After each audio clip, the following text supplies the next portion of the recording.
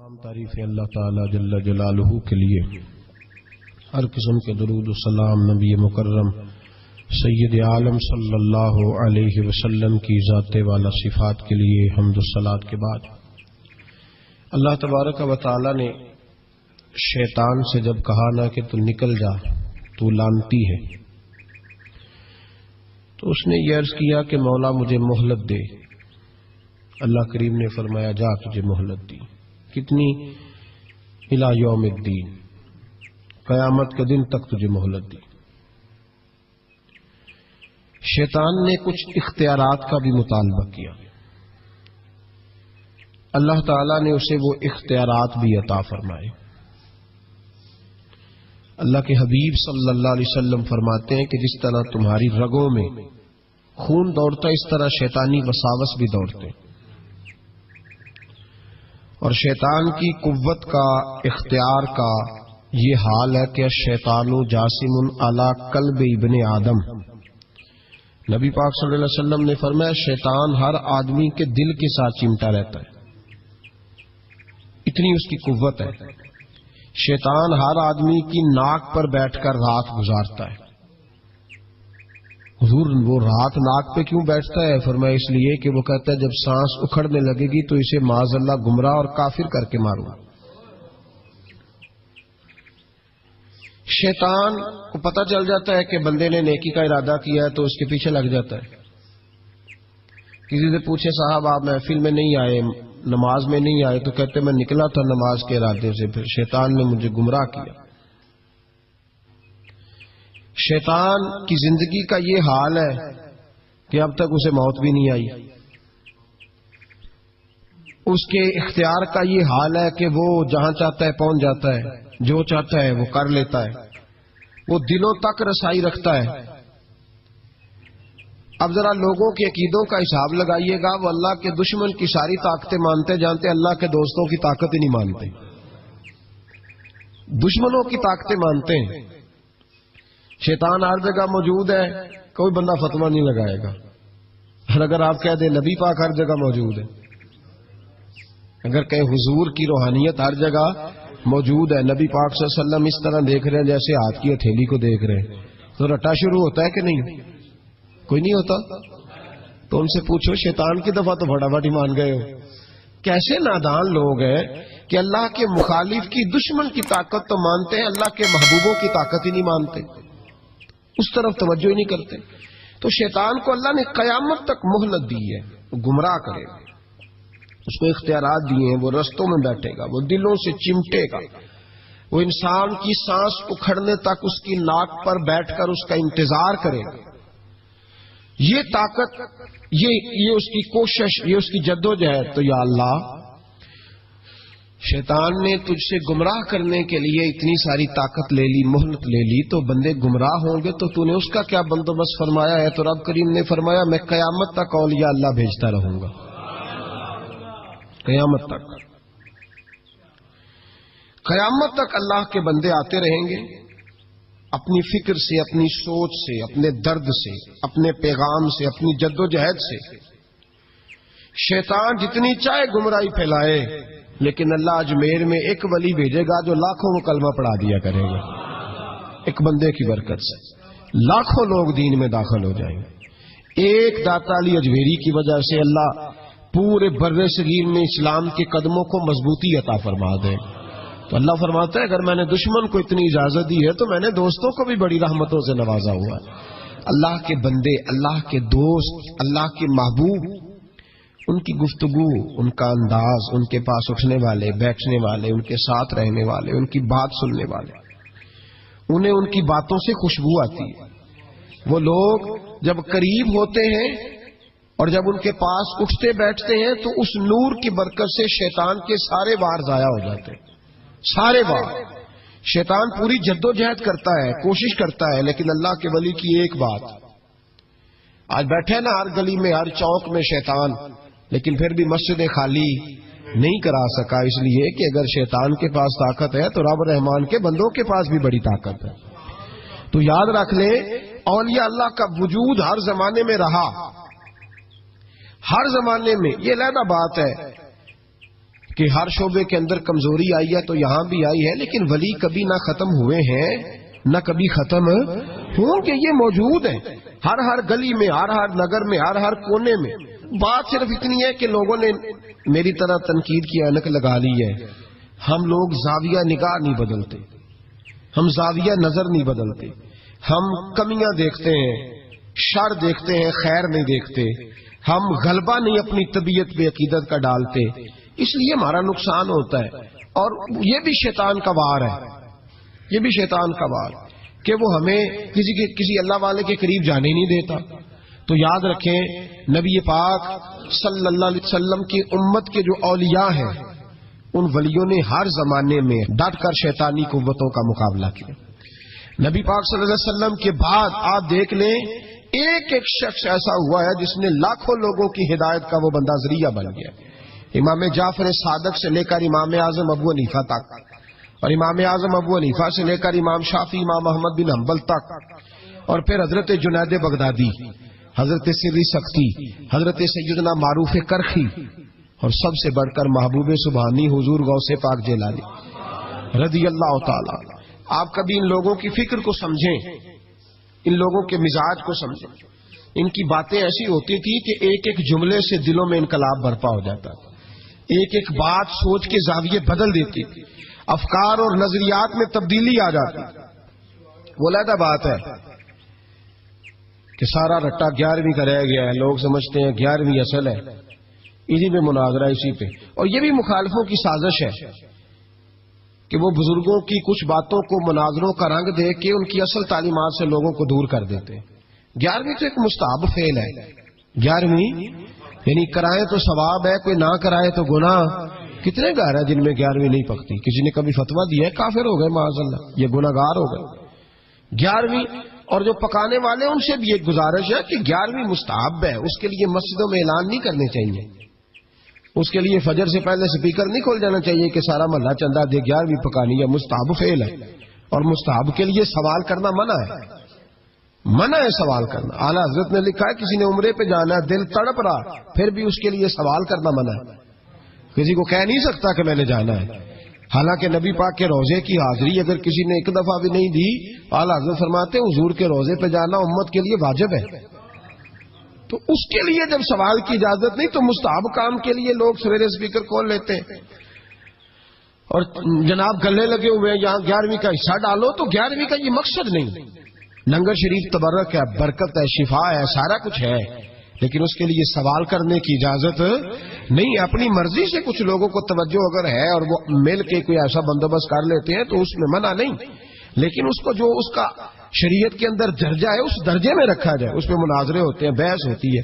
حالانکہ 11ویں اصال ثواب کی ایک قسم ہے، 11ویں اصال ثواب کی ایک، کل شریف بھی اصال ثواب ہے، 10واں بھی، 40واں اصال ثواب، یہ ساری قسمیں اصال ثواب کی ہیں۔ آپ کل شریف کہتے ہیں، ہندوستان والے تیجا کہتے ہیں، ہم اپنی سہولت کے لیے کل شریف کا ختم جا کے چوتھے دن بھی رکھ لیتے ہیں، کبھی کسی عالم نے کہا نہیں ہوتا کیونکہ مستحب ہے، اس کے لیے تعین وقت صرف سہولت کے لیے کیا جاتا ہے۔ تو 11ویں ایک اصال ثواب ہے۔ بہت سارے لوگ 11 ربیع الثانی کو کرتے ہیں، بہت سارے 12 کو کرتے ہیں، 14 کو کرتے ہیں، اور ہمیں محفل میں جانے کا موقع ملتا رہتا ہے، سارا سال ہی 11ویں پکتی رہتی ہے۔ لوگوں نے اپنی سہولت کے لیے وقت رکھا ہوا ہے، کسی نے 17 تاریخ رکھ لی ہے، کسی نے 18 رکھ لی ہے۔ تو غوث اعظم رضی اللہ تعالیٰ عنہ کی جو اصل چیز ہے وہ ان کی کرامت ہے۔ پھر ہمارے یہاں ایک اور بحث چلتی ہے کہ اللہ کے ولی کچھ دے سکتے ہیں کہ نہیں دے سکتے، اللہ کے ولی کچھ دے سکتے ہیں کہ، میں نے پہلے کہا ہے شیطان دے سکتا ہے، گمراہی پھیلاتا ہے۔ کبھی کسی بندے نے فتویٰ نہیں لگایا کہ مولانا یہ آپ کیا کہہ رہے ہیں، حالانکہ کسی بندے سے بھی پوچھو نا، وہ کام سارے خود کر رہا ہوتا ہے، ڈال شیطان پہ رہا ہوتا ہے، وہ فارغ ہو جاتا ہے، کہتا ہے اس نے مجھے کرنے نہیں دیا۔ وہ خدا کے بندے تو قدم تو بڑھا، تو رب رحمان کا بندہ ہے، اور اللہ کے بندے شیطان سے طاقتور ہوتے ہیں، تو آگے بڑھنا، تو اس پہ کھاتے میں ڈال کے چپ کر گیا۔ اللہ کے ولی بڑا کچھ دیتے ہیں، اور جو اللہ کا ولی، سنو جملہ یاد رکھو، جو رب کریم کا بندہ دل میں رسول اللہ کی محبت ڈال دے، اس سے زیادہ بھی کوئی نایاب چیز ہو سکتی ہے؟ جس نے تیرے دل میں مصطفیٰ کا پیار ہی ڈال دیا ہے، وہ ابھی تک کہہ رہا ہے ملتا ہے کہ نہیں ملتا. تجھے مانگنے کا طریقہ نہیں آتا، ورنہ وہاں سے تو سارا کچھ ہی ملتا ہے. اس کی وجہ کیا ہے؟ کرامت ہے کیا؟ اللہ کا ولی کس طرح لیتا ہے؟ اللہ کا ولی اللہ سے لے کے دیتا ہے. اور بات صرف اتنی ہے کہ اسے اللہ کو منوانا آتا ہے. اللہ کے ولیوں کو اللہ کو، یہ نبی پاک کیا کریں گے؟ یہ شفاعت کیا ہے؟ حضور قیامت کے دن کیا کریں گے؟ اللہ کو منائیں گے. حضور فرماتے ہیں میں اللہ کو، شفاعت کا مفہوم کیا ہے؟ حضور سید عالم صلی اللہ علیہ وسلم فرماتے ہیں جب اللہ کرسی عدالت پہ بیٹھے گا جو اس کی شان کے لائق ہے، اگرچہ وہ بیٹھنے سے پاک ہے، جب وہ فیصلے کرے گا تو فرماتے ہیں میں سر سجدے میں رکھوں گا، میں روؤں گا، میں اللہ کو مناؤں گا. میں جب روؤں گا تو میرا رب کہے گا محبوب سر اٹھا، تو جیسے کہے گا ویسے ہی ہو جائے گا. تو بات یہ ہے کہ اللہ کے بندوں کو اللہ کو منانا. حضور غوث پاک کے پاس بی بی آ گئی، اس نے کہا حضور بے اولاد ہوں. میرے محلے میں ایسی عورتیں بھی ہیں جنہیں اللہ نے 14 بچے دیے، میں بے اولاد ہوں. اولاد بڑا میٹھا پھل ہے، تو میرے آنگن میں اگر ایک پھول کھل جائے تو میرے گھر میں بھی خوشبو پھیلے گی، میرے گھر میں بھی کوئی بچہ روئے گا تو میرا گھر بھی رونق والا ہو جائے گا. تو حضور میری ساس اب کہتی ہے رکھنا نہیں، اسے طلاق دے دینی ہے.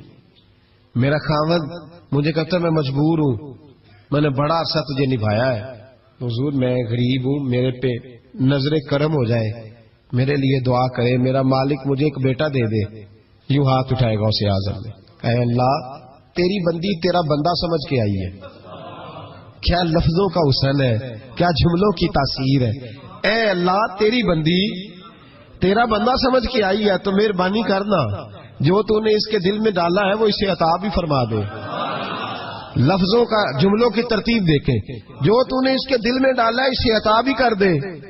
تو عاطف غیب سے ندائی عبد القادر اس کے نصیبے میں ہی نہیں، مقدر میں نہیں. میں نے کہا انہیں منوانا آتا. جب کہا نا نہیں تو غوث پاک رو پڑے، کہنے لگے میں سمجھ گیا ہوں تو مجھے رسوا کرنا چاہتا ہے، تو مجھے رسوا کر دے. تو رسوا کرنا، تجھے نہیں پتا تھا عبد القادر کے پاس جا رہی ہے؟ تو مالک ہے، تو اس کے ارادے سے آگاہ نہیں تھا؟ مولا تو بے نیاز ہے، تجھے پتا تھا میرے پاس آ رہی ہے. ٹھیک ہے، یہ کہے گی لوگوں سے جا کے کہ میں عبد القادر کے دروازے تک ہو آئی ہوں، مجھے تو کچھ نہیں ملا. تو ٹھیک ہے مولا میں تیری رضا پہ راضی، تیری قضا پہ شاکر. ٹھیک ہے نہ دے میں راضی ہوں، تو مجھے رسوا کرنا چاہتا ہے. بس ابھی دعا ہو ہی رہی تھی کہ عاطف غیب سے ندائی عبد القادر تو بول کتنے بیٹے دوں، تو بول نہ کتنے بیٹے دوں. خدا کے فضل سے ہم پر ہے سایہ غوث اعظم کا، ہمیں دونوں جہاں میں ہے سہارا غوث اعظم کا. کہ تو بول کتنے دوں؟ تو کہا یا اللہ چل ایک مانگنے آئی تھی، مہربانی کر 7 عطا کر دے. 7 ایک بیٹا لینے آئی تھی، رب کریم نے اسے 7 بیٹے عطا فرمائے. او بھائی تجھے منوانا ہی نہیں آتا، تو اس رستے کا مسافر ہی نہیں، تو اس رستے کا مسافر ہی نہیں، تجھے منوانا ہی نہیں آتا. ہمارے بزرگ گزرے حاجی صاحب رحمت اللہ علیہ، تو مدرسہ ان کا چھوٹا تھا، کہتے تھے مجھ سے نہیں چندے مانگے جاتے، میرا چھوٹا ہی ٹھیک ہے. چھوٹا ادارہ تھا تو لوگ بچہ داخل کرانے آتے ہیں، صاحب بچہ داخل کر لیں، کہتے گنجائش نہیں، جتنے کمرے تھے بچے داخل ہو گئے. جو سیانے بندے تھے انہیں پتا تھا، کہتے تھے ٹھیک ہے آپ نہ داخل کریں، ہم بد مذہبوں کے مدرسے میں داخل کرا دیتے، ہم بد مذہبوں کو. ٹھیک ہے آپ نہ کریں، ہمارے پاس ہے وہاں ایک مدرسہ پیٹنے والوں کا، وہاں داخل کرا دیتے ہیں. بھائی صاحب کہتے او یار کڈو کوئی گنجائش ہوئے، اس کو رکھو کسی جگہ پہ، کوئی کمرہ دیکھو، میرے والے کمرے سے اٹھا لو. لوگوں کو انہیں منوانا آتا تھا، جن کو پتا تھا کس بات پہ مانیں گے انہیں منوانا آتا تھا. میں نے بریلی شریف میں یہ رنگ دیکھا ہے، جب کسی بات پہ بریلی کے بزرگ پریشان ہوتے اور کوئی آزمائش آتی ہے تو جو جاننے والے لوگ ہیں وہ کہتے ہیں چلو حضور کی کو نعت چھیڑ دو. جب نعت پاک چھڑ جاتی ہے تو چہرے کھلنے شروع ہو جاتے ہیں، وہاں توانائیاں بھول جاتے ہیں لوگ اپنے سارے گاؤں. جنہیں منوانا آتا ہے، اللہ کے ولی کا کمال یہ ہے کہ اسے رب کو منانا آتا ہے، وہ منوا لیتا ہے. اللہ اپنے فضل سے، اللہ کو مجبور کوئی نہیں کر سکتا، اللہ اپنے فضل سے اس کی بات مانتا ہے. کتب علی نفسہ الرحمہ، اپنے فضل سے مانتا ہے. تو حضور غوث پاک رضی اللہ تعالیٰ عنہ نے لوگوں کو بڑا نوازا. ایک شخص آیا، اس نے آ کے کہا حضور میرے ابا جی میں آپ کا مرید ہوں، عقیدت مند ہوں، رات میں نے باپ کو خواب میں دیکھا ہے تو دوزخ کی آگ میں جل رہا ہے، میرا فوت ہونے والا باپ میں نے بڑی تکلیف میں دیکھا ہے. تو غوث اعظم رضی اللہ تعالیٰ عنہ فرمانے لگے میرے مدرسے میں آیا کرتا تھا، میری خانقاہ میں آتا تھا، میری محفل میں بیٹھتا تھا، حلقہ ذکر میں رہتا تھا. تو اس نے کہا حضور کبھی کبھی آتا تھا، کبھی کبھی. غوث اعظم نے مصلی بچھا لیا، کہا یا اللہ تیرا وعدہ نہیں کہ جو اہل اللہ کے مجالس ذکر میں بیٹھے گا تو اسے شکی نہیں کرے گا، اسے صحیح. اور یہ مسلم شریف کی حدیث ہے. اب مسئلہ یہ بن گیا، پہلے سنی دلیل نہیں مانگتا تھا، کہتا ٹھیک ہے، اب سنی بھی کہتا ہو نہیں یہ آپ کیا کہہ رہے ہیں. یہاں ہمارے اندر بھی کمی ہے. نہ اللہ کے ولی کے منہ سے جو نکلتا ہے وہ رب کی رضا والا جملہ ہوتا ہے. میری اب طبیعت نہیں مانتی، میں بہک ہونے لگا ہوں، میرا نہیں طبیعت مانتی کہ اپنے لوگوں کو دلیلیں دی جائیں. ہم تو ماننے والے لوگ ہیں، ہمارے لیے تو بزرگوں کا اشارہ بہت کافی ہونا چاہیے. مولانا امجد علی اعظمی صاحب اعلیٰ حضرت کے خلیفہ ہیں، وہ کہتے ہیں کہ دن میں نے تقریر کی، تقریر کے بعد ایک شخص نے مجھ سے حوالہ پوچھا تو میں ساری رات روتا رہا. میں نے کہا یا اللہ یہ تیرے بندے کیسے سمجھتے ہیں کہ ہم جھوٹ بولیں گے ان سے؟ جو میں بات بیان کر رہا ہوں ممبر پہ بیٹھ کے وہ غلط ہو سکتی ہے. فرماتے ایک دفعہ زندگی میں ایسا ہوا تو میں نے رات رو کے گزارا. یہ کیا بات ہوئی ہمارے ہاں اب کس قدر زیادہ. جس آدمی ایک بندہ کہنے لگا بخاری سے کھول کے دکھائے، میں نے اس کے آگے بخاری رکھ دی، میں نے کہا پڑھو، کہنا میرے کو تو نہیں پڑھی جاتی. تو میں کہا پھر تو اعتبار کر، پڑھی نہیں جاتی تجھے تو پھر اعتماد کر. عجیب بات ہے کہ ہم جو ممبر میں بیٹھا ہوا ہے، مسلح میں بیٹھا ہوا ہے، اسے تو کم از کم دیانتدار جان لے. تو اپنے اندر سے یہ چیز ختم کریں. سنی تو عقیدت مند ہوتا ہے، اس کی طبیعت، اس کے تو مزاج کے اندر لطافت ہوتی ہے، وہ تو ہلکے سے جملے سے مسکرا کے سارا کچھ مان جایا کرتا ہے. تو یہ جو پراپوگنڈے کا آپ شکار ہو رہے ہیں اس سے باہر آئے. بہرحال بات بیان کر دیتا ہوں. حضور غوث اعظم رضی اللہ تعالیٰ عنہ کہنے لگے اے اللہ تیرا وعدہ نہیں. دلیل کیا ہے؟ مسلم شریف کی حدیث. نبی پاک علیہ السلام نے فرمایا جو ذکر کرنے والوں کی مجلس میں خالی بیٹھ جائے اللہ تبارک و تعالیٰ اسے بھی سعادت عطا فرما دیتا ہے. اگر شکی ہو، بدبخت ہو تو اللہ اسے نیک وقت فرما دیتا ہے. تو حضور غوث اعظم حضور کی اس دعا کا وسیلہ دینے لگے یا اللہ تیرا وعدہ نہیں تھا وہ یہاں آیا کرتا تھا تو خدا بندہ اس کی قبر پہ عذاب. وہ شخص کہتا ہے میں گھر میں جا کے سویا، دوبارہ میرے ابا جی ملے تو مجھے کہنے لگے بیٹا عبد القادر کے پاس جاتے رہنا، عبد القادر کے پاس جاتے رہنا، جو ان کی مجالس پہ جاتا ہے اللہ اس سے بڑا ہی راضی ہوتا ہے، وہاں جاتے رہنا. تو بھائی ان لوگوں کو رب کریم کو منانا آتا تھا، لیکن ان کا اصل کمال کیا تھا؟ تربیت. ان کا اصل شعبہ کیا ہے؟ سارے بولے اصل شعبہ تربیت. اب بھی نا اگر ہمارا مزاج تربیت کا بن جائے نا،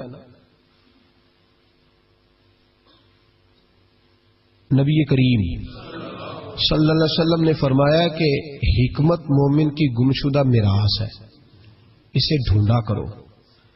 کہیں سے نا کوئی چیز، شیخ شہاب الدین سہروردی کہتے تھے میں نے اپنا پیالہ ساری زندگی یوں رکھا ہے، کسی اللہ والے کے پاس گیا ہوں تو اس طرح پیالہ کھلا رکھا ہے، اور کہتا ہے میں جہاں بھی گیا ہوں نہ کچھ لے کے آیا ہوں، کچھ نہ کچھ.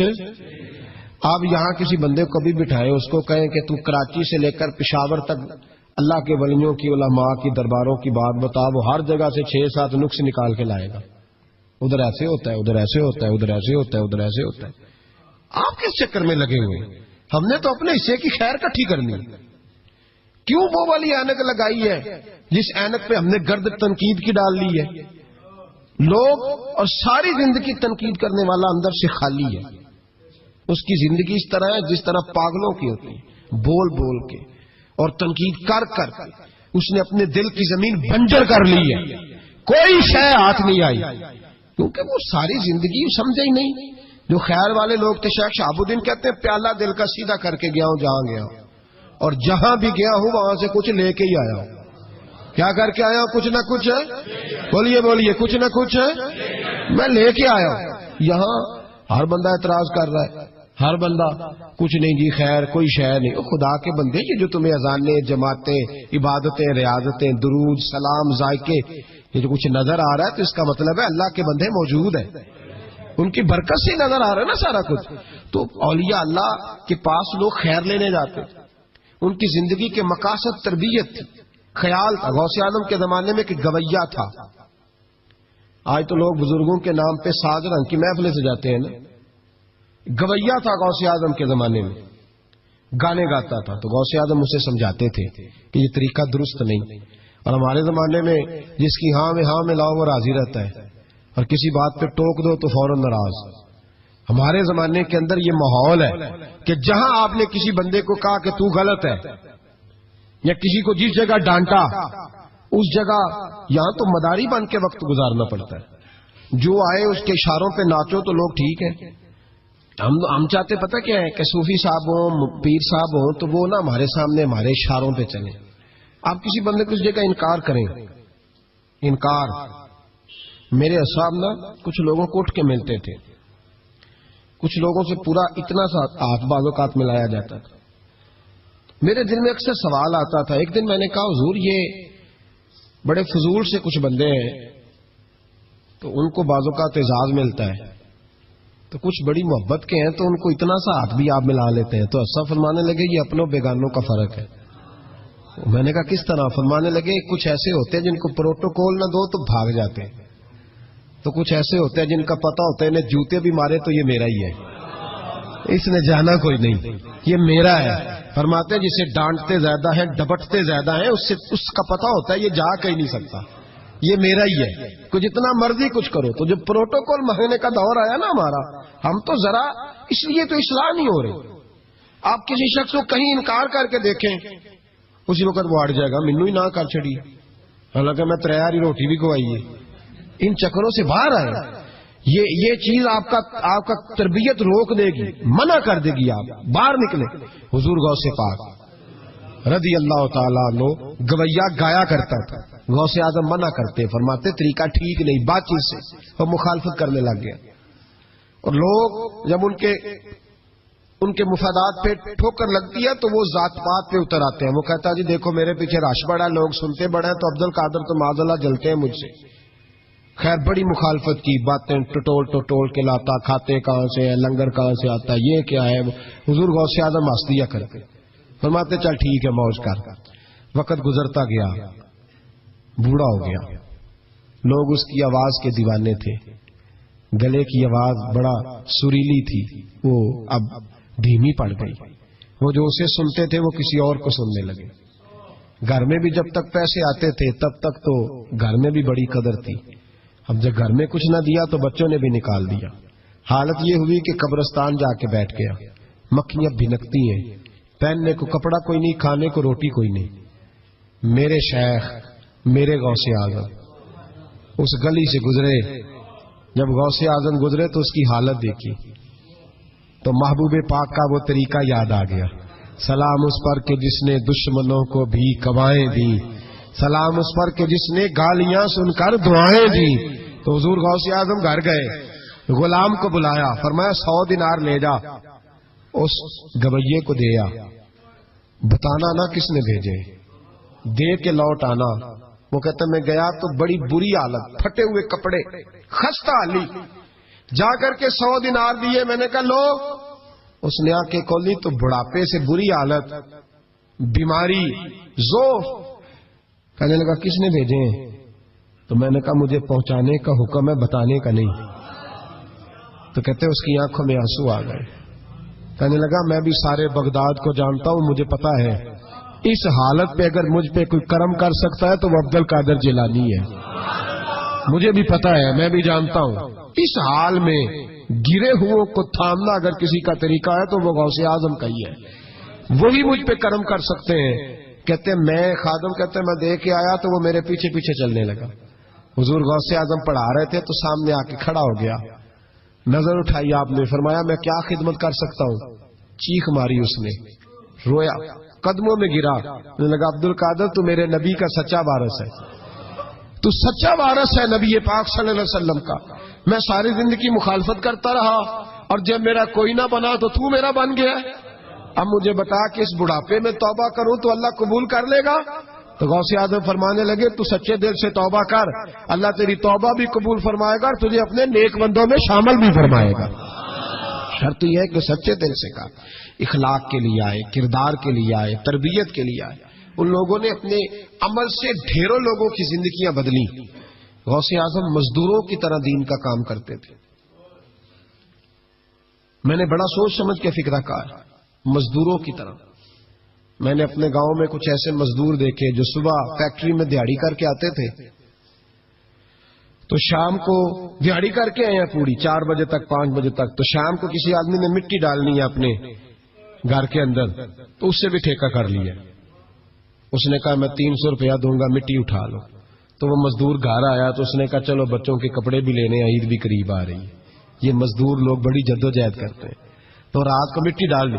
حضور غوث اعظم نے مزدوروں کی طرح دین کا کام، یہاں تو موجیں لگی ہیں، تو موجیں لگی ہوئی ہیں لوگوں کی. یہاں تو لوگ ساد رنگ میں مست ہو کے کہتے ہیں بس ٹھیک ہو گیا جی، ہم بڑے پکے ہیں ان کے ماننے والے. غوث اعظم فجر کے بعد فقہ کا درس دیتے تھے. فقہ کا ان کہہ دے وہ بھی مولوی سن، کیونکہ درس جو دیتے تھے. فقہ کا درس فجر کے بعد. ظہر کے بعد غوث اعظم لوگوں کو حدیث پاک پڑھایا کرتے تھے. عصر کے بعد قرآن پاک کی تفسیر بیان کرتے تھے. ہر روز رات کو عشاء کے بعد دور دراز سے مخلوق آتی تھی، لاکھوں کا مجمع ہوتا تھا، اور غوث اعظم وہاں رسول اللہ کا دین لوگوں کو سمجھایا کرتے تھے. 1000 آدمی کاغذ قلم لے کے عالم بیٹھا کرتے تھے. غوث اعظم جو تفسیر بیان کرتے اسے لکھا جاتا تھا. یہ حضور غوث اعظم کا طریقہ ہے. غوث اعظم بغداد کی جامع مسجد کے خطیب تھے. وہ خطیب تھے مسجد کے. جامعہ نظامیہ کے نام سے غوث اعظم نے مدرسہ بنایا ہوا تھا. وہ ایک ادارے کے پرنسپل تھے. جسے الف با سیدھی پڑھنی نہ آئے وہ کہے میں بڑا ولی ہوں، مجھے غوث پاک کا فیض ہے.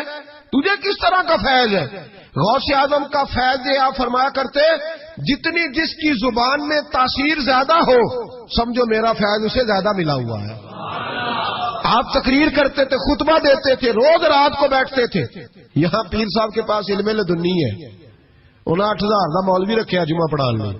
میں کہا پیر صاحب کیوں نہیں پڑھا دے؟ کہتے وہ ہمارے پیر صاحب کے پاس علم لدنی ہے. میں کہ انہوں آتا ہی نہیں بچارے نے. علم لدنی ہوئے تو باہر بھی آگے ہوتا. کن لوگوں کو ماننا شروع کر دیا قوم نے؟ کہتے ہیں مولوی اور ہوتا ہے صوفی. تو صاحب کہہ دو مولوی پڑھا ہوتا ہے صوفی جاہل ہوتا ہے. یہ فرق کرو معاذ اللہ سمجھ میں آئے. کیا چکر ہے؟ کس طرف لوگ چلے گئے؟ حضور غوث اعظم رضی اللہ تعالیٰ عنہ 16 گھنٹے دین کا کام کرتے. 16 گھنٹے اتنا پڑھا پڑھایا. پھر بھی اگر کوئی بندہ آ گیا نا چل کے دور سے، مصر سے، یمن سے 15-20 بندے آ کر حضور محفل میں لیٹ ہو گئے تھے تو ہم آپ کی زیارت کے لیے، تو غوث اعظم گھنٹہ ان کو بھی تقریر سناتے رہتے، انہیں بھی دین بتاتے. کہ چلو دین کے کام میں آج اوور ٹائم ہی لگا لیتے ہیں، آج تھوڑا زیادہ مزدوری کر لیں. مزدوروں کی طرح کام کیا.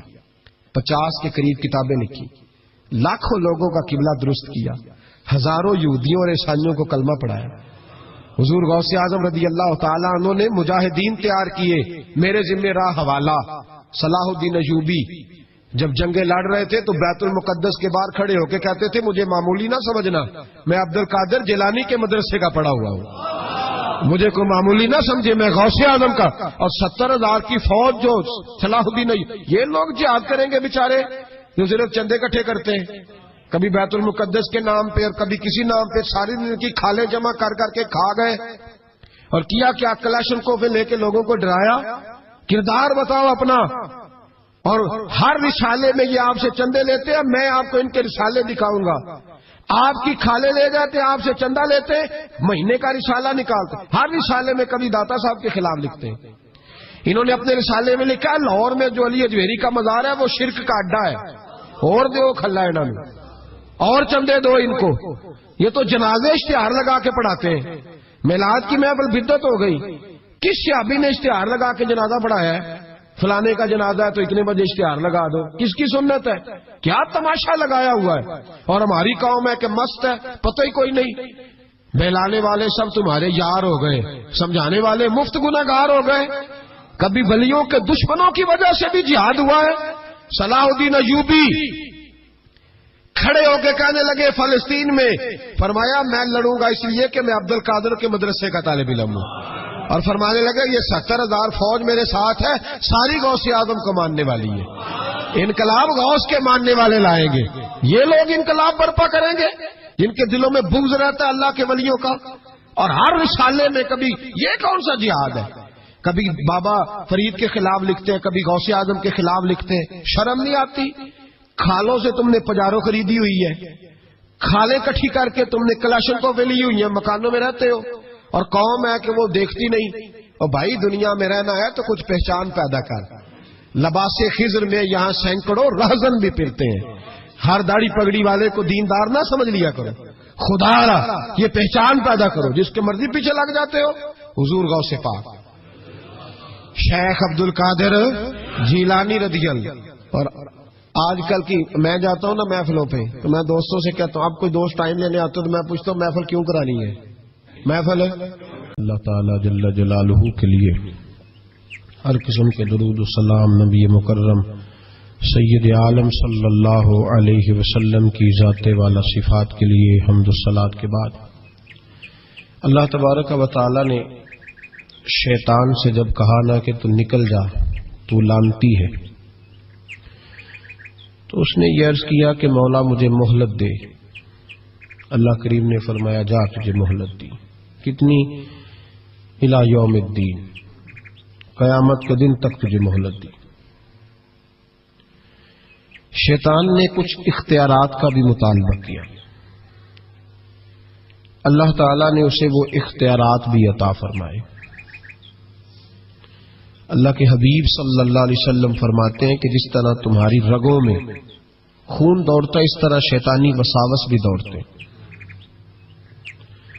اور شیطان کی قوت کا، اختیار کا یہ حال ہے کہ شیطان جاسم علی قلب ابن آدم. نبی پاک صلی اللہ علیہ وسلم نے فرمایا شیطان ہر آدمی کے دل کے ساتھ چمٹا رہتا ہے، اتنی اس کی قوت ہے. شیطان ہر آدمی کی ناک پر بیٹھ کر رات گزارتا ہے. حضور وہ رات ناک پہ کیوں بیٹھتا ہے؟ فرمایا اس لیے کہ وہ کہتا ہے جب سانس اکھڑنے لگے گی تو اسے معاذ اللہ گمراہ اور کافر کر کے ماروں. شیطان کو پتہ چل جاتا ہے کہ بندے نے نیکی کا ارادہ کیا ہے تو اس کے پیچھے لگ جاتا ہے. کسی سے پوچھے صاحب آپ محفل میں نہیں آئے، نماز میں نہیں آئے، تو کہتے میں نکلا تھا نماز کے ارادے سے، پھر شیطان نے مجھے گمراہ کیا. شیطان کی زندگی کا یہ حال ہے کہ اب تک اسے موت بھی نہیں آئی. اس کے اختیار کا یہ حال ہے کہ وہ جہاں چاہتا ہے پہنچ جاتا ہے، جو چاہتا ہے وہ کر لیتا ہے، وہ دلوں تک رسائی رکھتا ہے. اب ذرا لوگوں کے عقیدوں کا حساب لگائیے گا، وہ اللہ کے دشمن کی ساری طاقتیں مانتے جانتے اللہ کے دوستوں کی طاقت ہی نہیں مانتے، دشمنوں کی طاقتیں مانتے ہیں. شیطان ہر جگہ موجود ہے، کوئی بندہ فتویٰ نہیں لگائے گا. اور اگر آپ کہہ دیں نبی پاک ہر جگہ موجود ہے، اگر کہیں حضور کی روحانیت ہر جگہ موجود ہے، نبی پاک صلی اللہ علیہ وسلم اس طرح دیکھ رہے ہیں جیسے ہاتھ کی ہتھیلی کو دیکھ رہے ہیں، تو رٹا شروع ہوتا ہے کہ نہیں؟ کوئی نہیں ہوتا. تو ان سے پوچھو شیطان کی دفعہ تو فٹافٹ ہی مان گئے ہو. کیسے نادان لوگ ہیں کہ اللہ کے مخالف کی دشمن کی طاقت تو مانتے ہیں، اللہ کے محبوبوں کی طاقت ہی نہیں مانتے، اس طرف توجہ ہی نہیں کرتے. تو شیطان کو اللہ نے قیامت تک مہلت دی ہے، وہ گمراہ کرے گا. اس کو اختیارات دیے ہیں، وہ رستوں میں بیٹھے گا، وہ دلوں سے چمٹے گا، وہ انسان کی سانس اکھڑنے تک اس کی ناک پر بیٹھ کر اس کا انتظار کرے گا. یہ طاقت، یہ اس کی کوشش، یہ اس کی جدوجہد. تو یا اللہ شیطان نے تجھ سے گمراہ کرنے کے لیے اتنی ساری طاقت لے لی، مہلت لے لی، تو بندے گمراہ ہوں گے تو نے اس کا کیا بندوبست فرمایا ہے؟ تو رب کریم نے فرمایا میں قیامت تک اولیاء اللہ بھیجتا رہوں گا، قیامت تک. قیامت تک اللہ کے بندے آتے رہیں گے، اپنی فکر سے، اپنی سوچ سے، اپنے درد سے، اپنے پیغام سے، اپنی جدوجہد سے. شیطان جتنی چاہے گمراہی پھیلائے، لیکن اللہ اجمیر میں ایک ولی بھیجے گا جو لاکھوں کو کلمہ پڑھا دیا کرے گا. ایک بندے کی برکت سے لاکھوں لوگ دین میں داخل ہو جائیں گے. ایک داتا علی اجمیری کی وجہ سے اللہ پورے بر صغیر میں اسلام کے قدموں کو مضبوطی عطا فرما دے. تو اللہ فرماتا ہے اگر میں نے دشمن کو اتنی اجازت دی ہے تو میں نے دوستوں کو بھی بڑی رحمتوں سے نوازا ہوا ہے. اللہ کے بندے، اللہ کے دوست، اللہ کے محبوب ان کی گفتگو، ان کا انداز، ان کے پاس اٹھنے والے، بیٹھنے والے، ان کے ساتھ رہنے والے، ان کی بات سننے والے، انہیں ان کی باتوں سے خوشبو آتی ہے. وہ لوگ جب قریب ہوتے ہیں اور جب ان کے پاس اٹھتے بیٹھتے ہیں تو اس نور کی برکت سے شیطان کے سارے وار ضائع ہو جاتے ہیں. سارے وار. شیطان پوری جدوجہد کرتا ہے، کوشش کرتا ہے، لیکن اللہ کے ولی کی ایک بات، آج بیٹھے نا ہر گلی میں، ہر چوک میں شیطان، لیکن پھر بھی مسجدیں خالی نہیں کرا سکا، اس لیے کہ اگر شیطان کے پاس طاقت ہے تو رب رحمان کے بندوں کے پاس بھی بڑی طاقت ہے.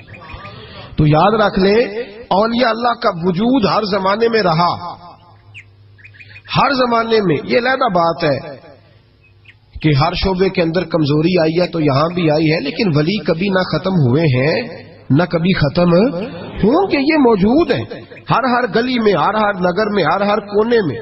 بات صرف اتنی ہے کہ لوگوں نے میری طرح تنقید کی اینک لگا لی ہے. ہم لوگ زاویہ نگاہ نہیں بدلتے، ہم زاویہ نظر نہیں بدلتے، ہم کمیاں دیکھتے ہیں، شر دیکھتے ہیں، خیر نہیں دیکھتے. ہم غلبہ نہیں اپنی طبیعت پہ عقیدت کا ڈالتے، اس لیے ہمارا نقصان ہوتا ہے. اور یہ بھی شیطان کا وار ہے، یہ بھی شیطان کا وار کہ وہ ہمیں کسی اللہ والے کے قریب جانے نہیں دیتا. تو یاد رکھیں، نبی پاک صلی اللہ علیہ وسلم کی امت کے جو اولیاء ہیں، ان ولیوں نے ہر زمانے میں ڈٹ کر شیطانی قوتوں کا مقابلہ کیا. نبی پاک صلی اللہ علیہ وسلم کے بعد آپ دیکھ لیں، ایک ایک شخص ایسا ہوا ہے جس نے لاکھوں لوگوں کی ہدایت کا وہ بندہ ذریعہ بن گیا. امام جعفر صادق سے لے کر امام اعظم ابو حنیفہ تک، اور امام اعظم ابو حنیفہ سے لے کر امام شافعی، امام احمد بن حنبل تک، اور پھر حضرت جنید بغدادی، حضرت سری سختی، حضرت سیدنا معروف کرخی، اور سب سے بڑھ کر محبوب سبحانی حضور غوث پاک جیلانی رضی اللہ تعالی. آپ کبھی ان لوگوں کی فکر کو سمجھیں، ان لوگوں کے مزاج کو سمجھیں. ان کی باتیں ایسی ہوتی تھی کہ ایک ایک جملے سے دلوں میں انقلاب برپا ہو جاتا تھا، ایک ایک بات سوچ کے زاویے بدل دیتی تھی، افکار اور نظریات میں تبدیلی آ جاتی. وہ علیحدہ بات ہے کہ سارا رٹا 11ویں کا رہ گیا ہے، لوگ سمجھتے ہیں 11ویں اصل ہے، اسی پہ مناظرہ، اسی پہ. اور یہ بھی مخالفوں کی سازش ہے کہ وہ بزرگوں کی کچھ باتوں کو مناظروں کا رنگ دے کے ان کی اصل تعلیمات سے لوگوں کو دور کر دیتے ہیں. 11ویں تو ایک مستحب فعل ہے. 11ویں یعنی کرائے تو ثواب ہے، کوئی نہ کرائے تو گناہ. کتنے گھر ہیں جن میں 11ویں نہیں پکتی؟ کسی نے کبھی فتویٰ دیا ہے؟ کافر ہو گئے معاذ اللہ، یہ گناہگار ہو گئے. 11ویں اور جو پکانے والے ان سے بھی ایک گزارش ہے کہ 11ویں مستحب ہے، اس کے لیے مسجدوں میں اعلان نہیں کرنے چاہیے، اس کے لیے فجر سے پہلے سپیکر نہیں کھول جانا چاہیے کہ سارا محلہ چندہ دے 11ویں پکانی ہے. مستحب فعل ہے، اور مستحب کے لیے سوال کرنا منع ہے، منع ہے سوال کرنا. اعلیٰ حضرت نے لکھا ہے کسی نے عمرے پہ جانا ہے، دل تڑپ رہا، پھر بھی اس کے لیے سوال کرنا منع ہے. کسی کو کہہ نہیں سکتا کہ میں نے جانا ہے. حالانکہ نبی پاک کے روزے کی حاضری اگر کسی نے ایک دفعہ بھی نہیں دی، اعلیٰ حضرت فرماتے حضور کے روزے پہ جانا امت کے لیے واجب ہے. تو اس کے لیے جب سوال کی اجازت نہیں تو مستحب کام کے لیے لوگ سویرے سپیکر کھول لیتے ہیں اور جناب گلے لگے ہوئے ہیں یہاں 11ویں کا حصہ ڈالو. تو 11ویں کا یہ مقصد نہیں. لنگر شریف تبرک ہے، برکت ہے، شفا ہے، سارا کچھ ہے، لیکن اس کے لیے سوال کرنے کی اجازت نہیں. اپنی مرضی سے کچھ لوگوں کو توجہ اگر ہے اور وہ مل کے کوئی ایسا بندوبست کر لیتے ہیں تو اس میں منع نہیں، لیکن اس کو جو اس کا شریعت کے اندر درجہ ہے اس درجے میں رکھا جائے. اس میں مناظرے ہوتے ہیں، بحث ہوتی ہے. حالانکہ 11ویں اصال ثواب کی ایک قسم ہے. 11ویں اصال ثواب کی ایک، کل شریف بھی اصال ثواب ہے، 10واں بھی، 40واں اصال ثواب، یہ ساری قسمیں اصال ثواب کی ہیں. آپ کل شریف کہتے ہیں، ہندوستان والے تیجا کہتے ہیں. ہم اپنی سہولت کے لیے کل شریف کا ختم جا کے چوتھے دن بھی رکھ لیتے ہیں. کبھی کسی عالم نے کہا نہیں ہوتا کیونکہ مستحب ہے، اس کے لیے تعین وقت صرف سہولت کے لیے کیا جاتا ہے. تو 11ویں ایک اصال ثواب ہے. بہت سارے لوگ 11 ربیع الثانی کو کرتے ہیں، بہت سارے 12 کو کرتے ہیں، 14 کو کرتے ہیں، اور ہمیں محفل میں جانے کا موقع ملتا رہتا ہے. سارا سال ہی 11ویں پکتی رہتی ہے. لوگوں نے اپنی سہولت کے لیے وقت رکھا ہوا ہے، کسی نے 17 تاریخ رکھ لی ہے، کسی نے 18 رکھ لی ہے. تو غوث اعظم رضی اللہ تعالیٰ عنہ کی جو اصل چیز ہے وہ ان کی کرامت ہے. پھر ہمارے یہاں ایک اور بحث چلتی ہے کہ اللہ کے ولی کچھ دے سکتے ہیں کہ نہیں دے سکتے. اللہ کے ولی کچھ دے سکتے ہیں کہ؟ میں نے پہلے کہا شیطان دے سکتا ہے، گمراہی پھیلاتا ہے. کبھی کسی بندے نے فتویٰ نہیں لگایا کہ مولانا یہ آپ کیا کہہ رہے ہیں. حالانکہ کسی بندے سے بھی پوچھو نا، وہ کام سارے خود کر رہا ہوتا ہے، ڈال شیطان پہ رہا ہوتا ہے، وہ فارغ ہو جاتا ہے، کہتا ہے اس نے مجھے کرنے نہیں دیا. وہ خدا کے بندے تو قدم تو بڑھا، تو رب رحمان کا بندہ ہے اور اللہ کے بندے شیطان سے طاقتور ہوتے ہیں. تو آگے بڑھنا، تو اس پہ کھاتے میں ڈال کے چپ کر گیا. اللہ کے ولی بڑا کچھ دیتے ہیں. اور جو اللہ کا ولی، سنو جملہ یاد رکھو، جو رب کریم کا بندہ دل میں رسول اللہ کی محبت ڈال دے، اس سے زیادہ بھی کوئی نایاب چیز ہو سکتی ہے. جس نے تیرے دل میں مصطفیٰ کا پیار ہی ڈال دیا ہے، وہ ابھی تک کہہ رہا ہے ملتا ہے کہ نہیں ملتا. تجھے مانگنے کا طریقہ نہیں آتا، ورنہ وہاں سے تو سارا کچھ ہی ملتا ہے. اس کی وجہ کیا ہے؟ کرامت ہے کیا؟ اللہ کا ولی کس طرح دیتا ہے؟ اللہ کا ولی اللہ سے لے کے دیتا ہے. اور بات صرف اتنی ہے کہ اسے اللہ کو منوانا آتا ہے. اللہ کے ولیوں کو، اللہ کو، یہ نبی پاک کیا کریں گے؟ یہ شفاعت کیا ہے؟ حضور قیامت کے دن کیا کریں گے؟ اللہ کو منائیں گے. حضور فرماتے ہیں میں اللہ کو، شفاعت کا مفہوم کیا ہے؟ حضور سید عالم صلی اللہ علیہ وسلم فرماتے ہیں جب اللہ کرسی عدالت پہ بیٹھے گا جو اس کی شان کے لائق ہے، اگرچہ وہ بیٹھنے سے پاک ہے، جب وہ فیصلے کرے گا تو فرماتے ہیں میں سر سجدے میں رکھوں گا، میں روؤں گا، میں اللہ کو مناؤں گا. میں جب روؤں گا تو میرا رب کہے گا محبوب سر اٹھا، تو جیسے کہے گا ویسے ہی ہو جائے گا. تو بات یہ ہے کہ اللہ کے بندوں کو اللہ کو منانا. حضور غوث پاک کے پاس بی بی آ گئی، اس نے کہا حضور بے اولاد ہوں. میرے محلے میں ایسی عورتیں بھی ہیں جنہیں اللہ نے 14 بچے دیے، میں بے اولاد ہوں. اولاد بڑا میٹھا پھل ہے، تو میرے آنگن میں اگر ایک پھول کھل جائے تو میرے گھر میں بھی خوشبو پھیلے گی، میرے گھر میں بھی کوئی بچہ روئے گا تو میرا گھر بھی رونق والا ہو جائے گا. تو حضور میری ساس اب کہتی ہے رکھنا نہیں، اسے طلاق دے دینی ہے. میرا خاوند مجھے کہتا ہے میں مجبور ہوں، میں نے بڑا عرصہ تجھے نبھایا ہے. حضور میں غریب ہوں، میرے پہ نظر کرم ہو جائے، میرے لیے دعا کرے، میرا مالک مجھے ایک بیٹا دے دے. یوں ہاتھ اٹھائے گا اسے اعظم نے، اے اللہ تیری بندی تیرا بندہ سمجھ کے آئی ہے. کیا لفظوں کا حسن ہے، کیا جملوں کی تاثیر ہے. اے اللہ تیری بندی تیرا بندہ سمجھ کے آئی ہے، تو مہربانی کرنا جو تو نے اس کے دل میں ڈالا ہے وہ اسے عطا بھی فرما دے. لفظوں کا، جملوں کی ترتیب دیکھیں، جو تو نے اس کے دل میں ڈالا ہے اسے عطا بھی کر دے. تو عاطف غیب سے ندائی عبد القادر اس کے نصیبے میں ہی نہیں، مقدر. اللہ تعالی جل جلالہ کے لیے ہر قسم کے درود و سلام نبی مکرم سید عالم صلی اللہ علیہ وسلم کی ذات والا صفات کے لیے حمد و صلات کے بعد، اللہ تبارک و تعالی نے شیطان سے جب کہا نا کہ تو نکل جا، تو لعنتی ہے، تو اس نے یہ عرض کیا کہ مولا مجھے مہلت دے. اللہ کریم نے فرمایا جا تجھے مہلت دی. کتنی؟ الی یوم الدین، قیامت کے دن تک تجھے مہلت دی. شیطان نے کچھ اختیارات کا بھی مطالبہ کیا، اللہ تعالی نے اسے وہ اختیارات بھی عطا فرمائے. اللہ کے حبیب صلی اللہ علیہ وسلم فرماتے ہیں کہ جس طرح تمہاری رگوں میں خون دوڑتا اس طرح شیطانی وساوس بھی دوڑتے، اور شیطان کی قوت کا، اختیار کا یہ حال ہے کہ شیطان جاسم علی قلب ابن آدم. نبی پاک صلی اللہ علیہ وسلم نے فرمایا شیطان ہر آدمی کے دل کے ساتھ چمٹا رہتا ہے، اتنی اس کی قوت ہے. شیطان ہر آدمی کی ناک پر بیٹھ کر رات گزارتا ہے. حضور وہ رات ناک پہ کیوں بیٹھتا ہے؟ فرمایا اس لیے کہ وہ کہتا ہے جب سانس اکھڑنے لگے گی تو اسے معاذ اللہ گمراہ اور کافر کر کے ماروں. شیطان کو پتہ چل جاتا ہے کہ بندے نے نیکی کا ارادہ کیا ہے تو اس کے پیچھے لگ جاتا ہے. کسی سے پوچھے صاحب آپ محفل میں نہیں آئے، نماز میں نہیں آئے، تو کہتے میں نکلا تھا نماز کے ارادے سے، پھر شیطان نے مجھے گمراہ کیا. شیطان کی زندگی کا یہ حال ہے کہ اب تک اسے موت بھی نہیں آئی. اس کے اختیار کا یہ حال ہے کہ وہ جہاں چاہتا ہے پہنچ جاتا ہے، جو چاہتا ہے وہ کر لیتا ہے، وہ دلوں تک رسائی رکھتا ہے۔ اب ذرا لوگوں کے عقیدوں کا حساب لگائیے گا، وہ اللہ کے دشمن کی ساری طاقتیں مانتے جانتے اللہ کے دوستوں کی طاقت ہی نہیں مانتے، دشمنوں کی طاقتیں مانتے ہیں۔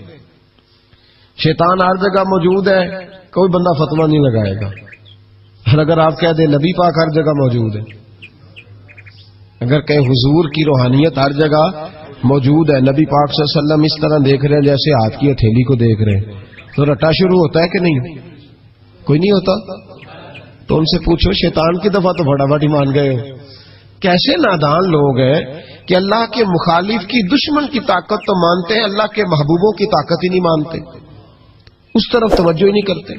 تو شیطان کو اللہ نے قیامت تک مہلت دی ہے، وہ گمراہ کرے گا، اس کو اختیارات دیے ہیں، وہ رستوں میں بیٹھے گا، وہ دلوں سے چمٹے گا، وہ انسان کی سانس اکھڑنے تک اس کی ناک پر بیٹھ کر اس کا انتظار کرے گا۔ یہ طاقت، یہ اس کی کوشش، یہ اس کی جدوجہد۔ تو یا اللہ، شیطان نے تجھ سے گمراہ کرنے کے لیے اتنی ساری طاقت لے لی، مہلت لے لی، تو بندے گمراہ ہوں گے تو نے اس کا کیا بندوبست فرمایا ہے؟ تو رب کریم نے فرمایا میں قیامت تک اولیاء اللہ بھیجتا رہوں گا، قیامت تک، قیامت تک اللہ کے بندے آتے رہیں گے، اپنی فکر سے، اپنی سوچ سے، اپنے درد۔ گورنر یہ شان تھی غوث اعظم کی کہ غوث اعظم جو کہہ دیں رب ویسا کر دے، لیکن عاجزی کیا تھی؟ شیخ سعدی فرماتے ایک بوڑھے کو کسی شخص نے بیت اللہ کے ساتھ پتھر پہ سر رکھ کے روتے دیکھا، اور وہ بزرگ بوڑھے کہہ رہے ہیں یا اللہ قیامت کے دن مجھے اندھا کر کے اٹھانا، اندھا کر کے، کہیں ایسا نہ ہو تیرے نیک بندوں کے سامنے میں شرمندہ ہو جاؤں، اور مولا مجھ سے درگزر والا معاملہ کرنا، مجھ سے سوال نہ کرنا، میں کمزور ہوں۔ رو رہے ہیں، کہتے میں قریب گیا تو میں نے جا کے دیکھا کہ پتہ تو کروں کون گناہگار ہے، میں بھی اس کے لیے دعا کرتا ہوں۔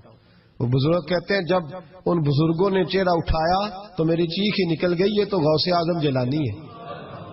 ایک طرف حالاتی ساری کر کر زاری، نیند اکھاں تھی توندے، فجر اوہی گناہگار کا آون سب تو نیویں ہوندے، جن لوگوں نے سینکڑوں سال ہو گئے جن کو گئے، اور آج بھی ان کی جلائی ہوئی شمع روشن ہے، جنہوں نے اپنی زندگی ساری دین کے کام میں لگائی، 40 سال تک ساری رات اللہ کی عبادت کی، کتابیں لکھی، دین پڑھایا، لیکن جب رب کے ساتھ تعلق ہوا تو کہا نہیں ہم کمزور ہیں، یا اللہ معافی دے دے۔ بھائیو، ہمارے بزرگوں نے ہماری تربیت کی، انہوں نے ہمیں سمجھایا، انہوں نے ہمیں کہا کہ فیض اس چیز کا نام نہیں کہ تو کہے بڑے میرے بارے نیارے ہو گئے، دکان چمکنے لگی، فیض تو یہ ہے کہ تیرا دل دین سے کتنا جڑا، تیرے اندر روحانیت کتنی پیدا ہوئی، اخلاقی قدریں تیری کتنی بحال ہوئی۔ غوث اعظم سے کسی نے کہا تو حضور دعا قبول نہیں ہوتی، فرمایا 3 شرطیں ہیں، تیری ہر دعا اللہ قبول فرمائے گا۔ کہا حضور کون سی؟ فرمایا رزق جب بھی کھانا حلال کھانا، اور تیری زبان سے کبھی رب کی ناراضگی والا فکرہ نہ نکلے، اور جب تو بات کرے تو نفس کے لیے کبھی نہ کر، اللہ کی رضا کے لیے کر۔ عبد القادر وعدہ کرتا ہے تو جو دعا بھی کرے گا مالک تیری قبول فرمائے گا۔ اپنے نفس کی رضا کے لیے، اپنے باطن کو خوش کرنے کے لیے سارا دن داستانے نہ چھیڑ، اللہ کی رضا کے لیے بول۔ ہم کتنا بولتے ہیں، لیکن نفسانی باتیں، نفسانی خواہشیں، یہ کہنے کے لیے کہ لوگ نیچا دیکھ لیں گے کیا ہو جائے گا، خدا را اللہ کی رضا کے لیے جب بولیں گے تو اللہ راضی ہوگا۔ انشاءاللہ آئندہ جمعہ تو مبارک ہو، جمعے کی نماز کے دوران ہی 11ویں شریف پڑھیں گے انشاءاللہ۔ جمعے میں پھر سے حضور غوث پاک کی بات کریں گے، جمعے کے بعد ان کی منقبت سنیں گے انشاءاللہ، اور لنگر شریف پکائیں گے انشاءاللہ 11ویں کو، اور حضور غوث اعظم کی نیاز مل کے کھائیں گے انشاءاللہ، کیونکہ اگلا جمعہ 10 ربیع الثانی کو آئے گا انشاءاللہ۔ آپ حضرات سے بھی اپیل ہے کہ اپنے گھر میں جو پکا ہو اس پر زیادہ سے زیادہ قرآن پاک پڑھیں، اور اپنے ہی گھر میں بیٹھ کے کھائیں، لیکن میرے غوث اعظم کا دن ضرور منائیں، ضرور دن منائیں۔ کوشش کریں روزانہ رات کو، اور کچھ نہ ہو سکے تو ایک دفعہ سورۃ یاسین ہی پڑھیں۔ غوث اعظم سے مالک کو بڑا ہی پیار ہے، اور جو غوث پاک سے پیار کرے اللہ اس سے بھی بڑی محبت فرماتا ہے، لہذا ضرور اس چیز کی طرف توجہ کریں۔ اللہ تعالیٰ توفیق عمل عطا فرمائے۔ آخر دعوانا الحمدللہ رب العالمین۔ بدل دو، ورنہ میرا نام عبد القادر جیلانی ہے، جمعے کے بعد میں خود بدل دوں گا۔ میں بدل دوں گا جمعے کے بعد ہر مشکل دی کنجی یارو ہاتھ مرداں دے آئی، میں بدل دوں گا جمعے کے بعد، اور تم دیکھو گے بدلا جائے گا۔ لوگ کہتے ہیں جمعے کی نماز پڑھ کے نکلے تو بادشاہ دروازے پہ کھڑا تھا، کہنے لگا حضور مہربانی کرے ناراض نہ ہونا، بدل دیا گورنر، ہم نے گورنر ہے۔ یہ شان تھی غوث اعظم کی کہ غوث اعظم جو کہہ دیں رب ویسا کر دے، لیکن عاجزی کیا تھی؟ شیخ سعدی فرماتے ایک بوڑھے کو کسی شخص نے بیت اللہ کے ساتھ پتھر پہ سر رکھ کے روتے دیکھا، اور وہ بزرگ بوڑھے کہہ رہے ہیں یا اللہ قیامت کے دن مجھے اندھا کر کے اٹھانا، اندھا کر کے، کہیں ایسا نہ ہو تیرے نیک بندوں کے سامنے میں شرمندہ ہو جاؤں، اور مولا مجھ سے درگزر والا معاملہ کرنا، مجھ سے سوال نہ کرنا، میں کمزور ہوں۔ رو رہے ہیں، کہتے میں قریب گیا تو میں نے جا کے دیکھا کہ پتہ تو کروں کون گناہگار ہے، میں بھی اس کے لیے دعا کرتا ہوں۔ وہ بزرگ کہتے ہیں جب ان بزرگوں نے چہرہ اٹھایا تو میری چیخ ہی نکل گئی، یہ تو غوث اعظم جیلانی ہے۔ ایک طرف حالاتی ساری کر کر زاری نیند اکھاں تھی توندے، فجر اوہی گناہگار کا آون سب تو نیویں ہوندے، جن لوگوں نے سینکڑوں سال ہو گئے جن کو گئے، اور آج بھی ان کی جلائی ہوئی شمع روشن ہے، جنہوں نے اپنی زندگی ساری دین کے کام میں لگائی، 40 سال تک ساری رات اللہ کی عبادت کی، کتابیں لکھی، دین پڑھایا، لیکن جب رب کے ساتھ تعلق ہوا تو کہا نہیں ہم کمزور ہیں، یا اللہ معافی دے دے۔ بھائیو، ہمارے بزرگوں نے ہماری تربیت کی، انہوں نے ہمیں سمجھایا، انہوں نے ہمیں کہا کہ فیض اس چیز کا نام نہیں کہ تو کہے بڑے میرے بارے نیارے ہو گئے، دکان چمکنے لگی، فیض تو یہ ہے کہ تیرا دل دین سے کتنا جڑا ہے، تیرے اندر روحانیت کتنی پیدا ہوئی، اخلاقی قدریں تیری کتنی بحال ہوئی۔ غوث اعظم سے کسی نے کہا تو حضور دعا قبول نہیں ہوتی، فرمایا 3 شرطیں ہیں، تیری ہر دعا اللہ قبول فرمائے گا۔ کہا حضور کون سی؟ فرمایا رزق جب بھی کھانا حلال کھانا، اور تیری زبان سے کبھی رب کی ناراضگی والا فکرہ نہ نکلے، اور جب تو بات کرے تو نفس کے لیے کبھی نہ کر، اللہ کی رضا کے لیے کر۔ عبد القادر وعدہ کرتا ہے تو جو دعا بھی کرے گا مالک تیری قبول فرمائے گا۔ اپنے نفس کی رضا کے لیے، اپنے باطن کو خوش کرنے کے لیے سارا دن داستانے نہ چھیڑ، اللہ کی رضا کے لیے بول۔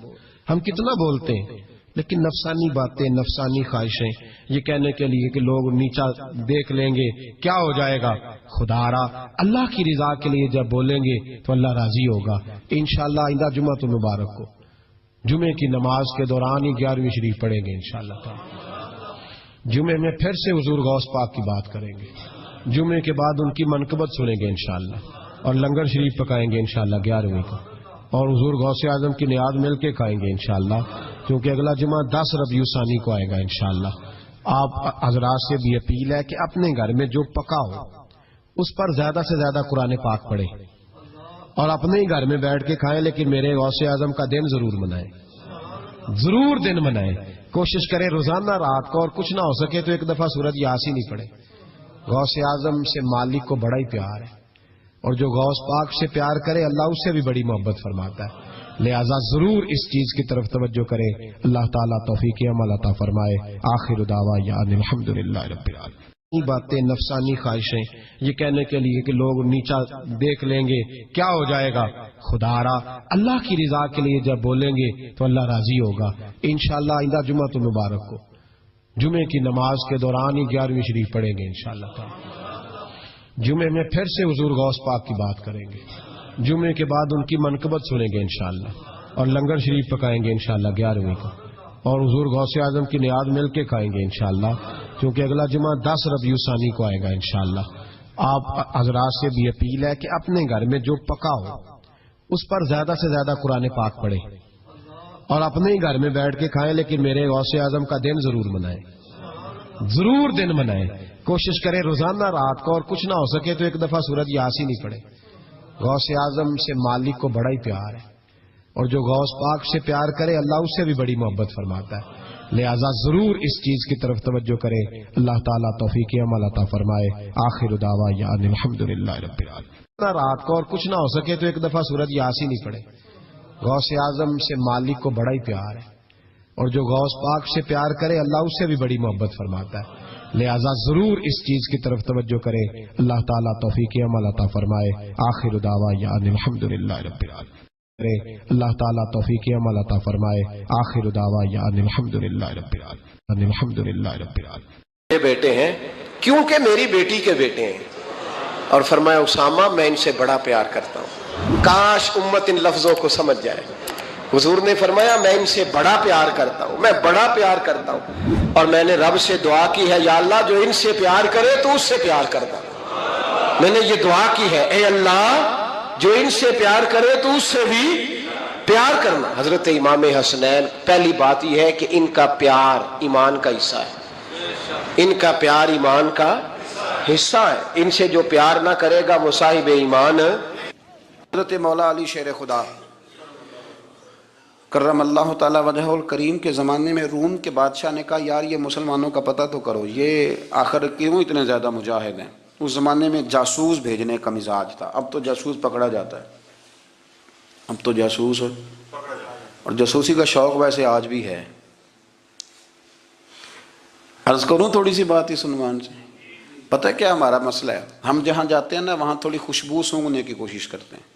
वो क्या है तो ये क्या है तो इधर क्या है तो थोड़ा सा उधर क्या है। मेरे रसूल पाक पढ़िए दुरूद शरीफ, सारे पढ़िए ज़रा ज़ोर से, सल्लल्लाहु ताला। नबी पाक अलैहिस्सलाम ने फरमाया जासूसी ना करना वरना तुम बंदों को ख़राब कर दोगे। और फरमाया इस तरह ना हो कि तुम किसी के आप खोल न निकलो तो तुम्हारे पहले खोल जाएं। ये जो ज़ौक़ है ना ये ख़त्म करें, छोड़ें। मतलब आप किस चक्कर में पड़े हुए हैं? इतनी ज़्यादा तवज्जो करने की क्या ज़रूरत है? ने काम से काम रखें, इसमें बंदा थोड़ा सा ना आसान रहता है। ये जो बहुत ज़्यादा टटोलने वाले लोग होते हैं ना वो बेचारे फिर उम्र टटोलते ही गुजार देते हैं, इसलिए कि मिजाज ही बहुत पक्का है। बोरी का मुंह खोल के अंदर तक हाथ डालना, तो फिर कई दफ़ा सामने से बिच्छू भी लड़ जाता है, खराबी होती है। तो जासूसी की जाती थी। उसने भी जासूस भेजे, क्योंकि कबीलों के लोग थे, कुछ मुस्लिम कुछ काफिर, पहचाने नहीं जाते थे लोग। तो कुछ लोग उसने भेजे, उन्होंने आके ना तहकीक की, रिसर्च करी कि आखिर माजरा क्या है। तो वापस जाकर उन्होंने रिपोर्ट दी ना रूम के बादशाह को। उस रिपोर्ट का एक जुमला बड़ा शानदार है। वो कहने लगा, बादशाह हमें मुसलमानों की कोई समझ नहीं आई, हमें कोई समझ नहीं आई। उन्होंने कहा भाई क्यों नहीं समझ आई? कहने लगे यार अजीब बंदे हैं, जब रात मुसल्ले पे बैठते हैं तो यूं लगता है इनका दुनिया से रिश्ता ही कोई नहीं, कोई किसी को नहीं जानता। कोई अपने दुख सुना के रो रहा है, कोई अपनी बात करके रो रहा है, लगता है कि इनका कोई रिश्ता है ही नहीं जब मुसल्ले पे बैठते हैं। और फरमाया जब सवेरे ये जिहाद करने निकलते हैं तो लगता है इनसे ज़्यादा दलेर ही कोई नहीं। हालांकि जो मुसल्लों पे रोने धोने के लोग होते हैं वो कई दफ़ा जिहाद में काम नहीं करते, लेकिन अजीब लोग हैं कि रात के राहिब हैं, दिन के मुजाहिद हैं, कोई समझ नहीं आती। मेरे अजीज, उन लोगों ने मुसल्ला आबाद करके रखा, तिलावतें उनका ज़ौक़ रही, मंज़र रोज़ पढ़ना, असबाक पढ़ना, वज़ाइफ पढ़ना, ये उनका ज़ौक़ रहा। आला हज़रत बरेलवी रहमतुल्लाह ने 1000 किताब लिखी है, लेकिन अल वज़ीफ़तुल करीमा के नाम से जो वो सुबह शाम वज़ाइफ पढ़ते थे वो अलग उन्होंने उनको बयान किया। पाबंदी के साथ अपनी अल्लाह अल्लाह करते थे। शेख शहाबुद्दीन सोहरवर्दी रहमतुल्लाह अलैह, इस पर एक बंदे ने एतराज़ किया। उसने कहा जी आप किस किस्म के सूफी हैं, मुरीद बैठे हैं और आप वहाँ नफल पढ़ रहे हैं। ये भी बड़ा मसला होता है ना। जो बंदा मिलने आता है वो अपने टाइम के हिसाब से आता है, और फिर उसका ये भी ख्याल होता है कि पीर साहब जो हैं वो चूँकि दरवेश हैं तो ना उन्हें रोटी खानी चाहिए ना सोना चाहिए, चूँकि वो दरवेश हैं, और हम चूँकि दरवेशों के मानने वाले हैं लिहाजा हमारा ये तरीका होना चाहिए कि जैसे हम कहें दरवेश वैसे ही कर जाए। हालांकि जिसको आप दरवेश कहेंगे आप उसकी मानेंगे, आप मनवाएंगे नहीं, तो हमारा मिजाज होता है। शेख शहाबुद्दीन पर लोगों ने इतराज़ की, हुजूर लोग मिलने आए हैं, ज़ियारत करने आए हैं, ये बंदे दुआ कराने आए हैं, अल्लाह अल्लाह कराने आए, और आप नफल पढ़ रहे हैं। क्या जुमला है, क्या हुस्न है, क्या खूबसूरती है। फरमाने लगे रब रसूल से मांगने के लिए मुसल्ला बिछाया है, अगर वहां से मांगूंगा नहीं तो तुम्हें दूंगा क्या? पहले मुझे कुछ ले तो लेने दो, अगर मेरे पल्ले कुछ है होगी तो आगे दूंगा ना। तो मैं मांगने गया था कि या अल्लाह दे, तेरे बंदे लेने आए दे, तो मैं कुछ लूंगा तो आगे दूंगा ना। लेकिन हमारा ये स्टेटस, ये मिजाज, ये शऊर नहीं है। गप्पें, कहानियां, दास्ताने, गुफ्तगू, खिताबत, वाज, क्या बात। लेकिन अगर कुछ करने का काम हो तो वो नहीं हमसे होता। मेरे नबी करीम अलैहिस्सलाम ने मुसल्ले से दिल लगाने का दर्स दिया, हुजूर ने तवज्जो दिलाई। सहाबा इस ज़ौक़ के हामिल लोग थे, वो कोशिश करते थे। जनाब सिद्दीक़ अकबर رضی اللہ تعالیٰ عنہ کا عبادت کا مزاج ہمیشہ قائم رہا۔ حضرت عمر فاروق ساری رات اللہ کے حضور کھڑے رہے۔ حضرت عثمان غنی رضی اللہ تعالیٰ عنہ عشاء کی نماز پڑھ کے 2 رکعتوں کی نیت باندھتے تھے، 15 سپارے پہلی رکعت میں پڑھ دیتے تھے اور 15 سپارے قرآن مجید کے دوسری رکعت میں پڑھ دیتے تھے۔ آپ نے نا حضرت عمر فاروق کے وصال کے بعد ان کی ایک بیوہ سے نکاح کیا، حضرت عثمان غنی نے نکاح کیا۔ وہ خاتون آپ کے نکاح میں آئیں تو عرض کرنے لگیں امیر المومنین میرے لیے اعزاز تو بہت ہے کہ میں امیر المومنین کی بیوہ تھی تو امیر المومنین کی منکوحہ ہو گئی ہوں، لیکن حضور نہ تو میں جوان ہوں کہ میرے اندر رغبت ہوتی اور نہ میں اب اس قابل ہوں کہ کوئی خدمت کر سکوں، میرے ساتھ نکاح کی وجہ کیا بنی؟ تو عثمان غنی رو پڑے، فرمانے لگے میں نے عمر فاروق کو مسجد میں اپنے رب سے ڈرتے ہوئے دیکھا ہے، میں نے اسے روتے ہوئے دیکھا ہے، عدل کرتے دیکھا ہے، انصاف کرتے دیکھا ہے، امت کی خیر خواہی کرتے دیکھا۔ تمہارے ساتھ نکاح اس لیے کیا ہے کہ تم مجھے یہ بتاؤ کہ عمر فاروق گھر کے اندر اپنے رب کو کیسے راضی کرتے تھے، گھر کے اندر کیسے راضی کرتے تھے، وہ طریقے بتلاؤ، تم بتاتی جانا اور میں بھی اسی طرح گھر میں عبادت کروں۔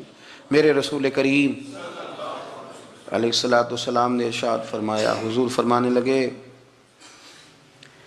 جس گھر میں اللہ کا ذکر ہوتا ہے وہ گھر زندوں کا ہے، اور جس گھر میں رب کریم کا ذکر نہیں ہوتا وہ گھر زندوں کا نہیں ہے۔ گھر نا ہم نا کتابوں میں پڑھتے ہیں کہ ایک بزرگ کہتے ہیں، حضرت فضیل بن عیاض کہتے ہیں کہ میں ایک گلی سے گزر رہا تھا تو گھر کے اندر کسی قاری صاحب نے قرآن کی آیت پڑھ دی وَلِمَنْ خَافَ مَقَامَ رَبِّهِ جَنَّتَانِ، میں میرے کانوں سے ٹکرائی تو اللہ نے میری کایا ہی پلٹ دی، میں توبہ کر گیا۔ اب گھر کے اندر سے آواز آئے تو صحیح نہ تلاوت کی، پر اندر سے آواز آتی نہیں، یا ڈیک بجنے کی آواز آتی ہے، یا ٹی وی چلنے کی آواز آتی ہے، یا دھوم مچانے کی آواز آتی ہے۔ عبادت کا وہ جو خاص شوق تھا، وہ جو حسن تھا، وہ جو توانائی تھی، وہ جو بات تھی۔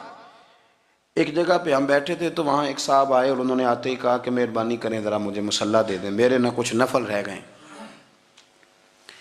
تو میں نے وضو کر لیا تو کوئی مصلی مل جائے، مصلی انہیں دے دیا گیا، وہ مصلی لے کے چلے گئے تو پیچھے ایک صاحب نے تبصرہ کیا، کہنے نے کتنا ریاکار بندہ ہے، لوگوں کو دکھا رہا ہے کہ میں نفل پڑھتا ہوں، ہے کوئی بات کرنے والی؟ میں نے اسے کہا تو مہربانی کرنا اس طرح کی ریاکاری تو بھی کر، پکڑ مصلی اور جا تو بھی تھوڑی ریاکاری کر کے آ، اٹھ ذرا شکر کر، کوئی یہ ریاکار بھی ملا ہے، کوئی نفل پڑھ کے ریاکاری کر رہا ہے اللہ کا۔ میں کہتا ہوں کو پڑھے تو صحیح نہ، یار یہ کوئی دور ہے نفل پڑھنے کا؟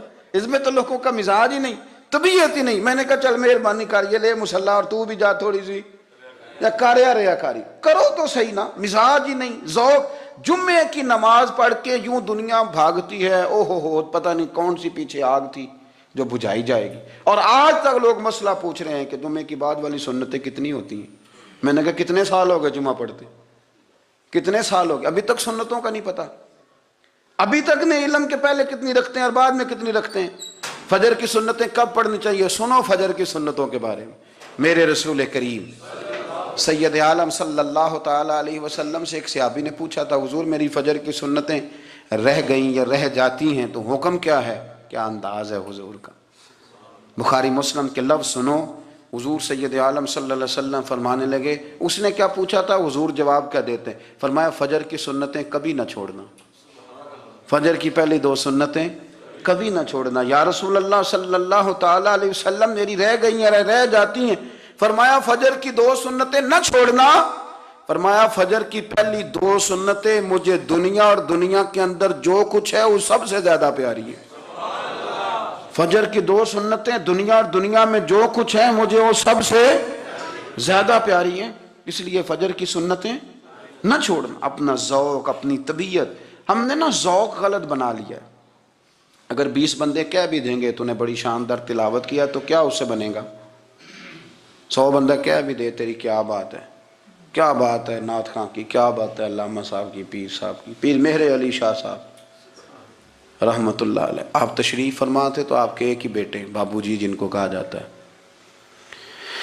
جس دن صاحبزادے پیدا ہوئے تو خادم نہ وہاں سے نکلا۔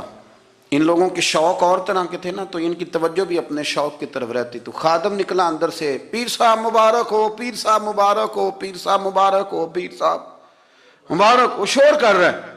تو پیر صاحب کو وجد ہو گیا، اللہ اکبر اللہ اکبر اللہ، او کیا ہوا، کس بات کی مبارک دے رہے ہو؟ عرض کی حضور اللہ نے بیٹا دیا ہے۔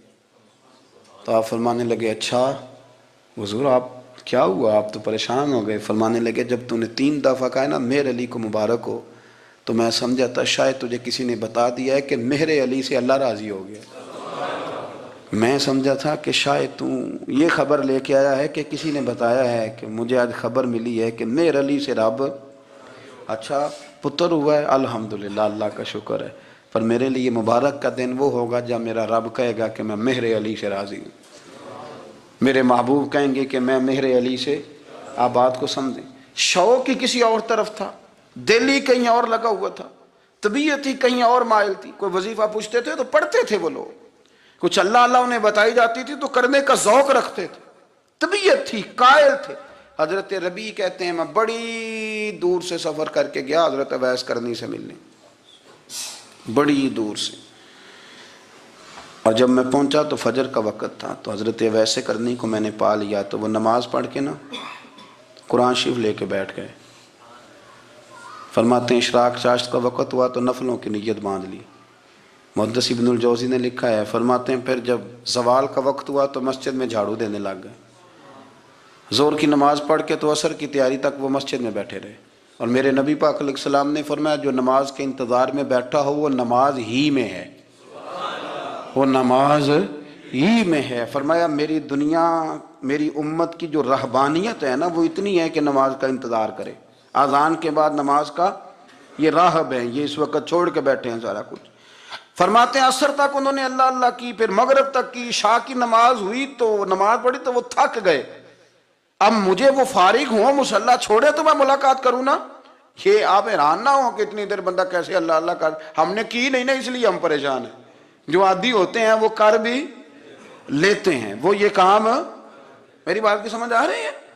جب جاتے ہو کسی دفتر میں تو 8 گھنٹے کھڑے رہ لیتے ہو نا، مجبوری ہوتی ہے تو کھڑے رہا جا سکتا ہے۔ پاسپورٹ کے دفتر بولیے، امیگریشن کی لائنوں میں، اور میں نے تو امبیسیوں میں بندے 12 گھنٹے پہلے جا کے کھڑے دیکھیں۔ عشق نبی میرے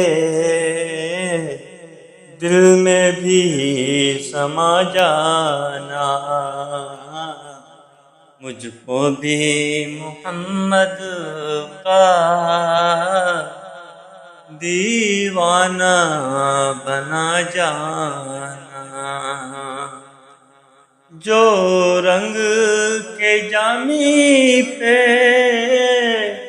رومی پہ چڑھایا تھا، اس رنگ کی کچھ رنگت مجھ پہ بھی چڑھا جانا، اے عشق نبی میرے تو دل میں سما جانا۔ اللہم صلی علی سیدنا و مولانا محمد بقدر حسنہ و جمالہ و جودہ و نوالہ و صحبہ و آلہ۔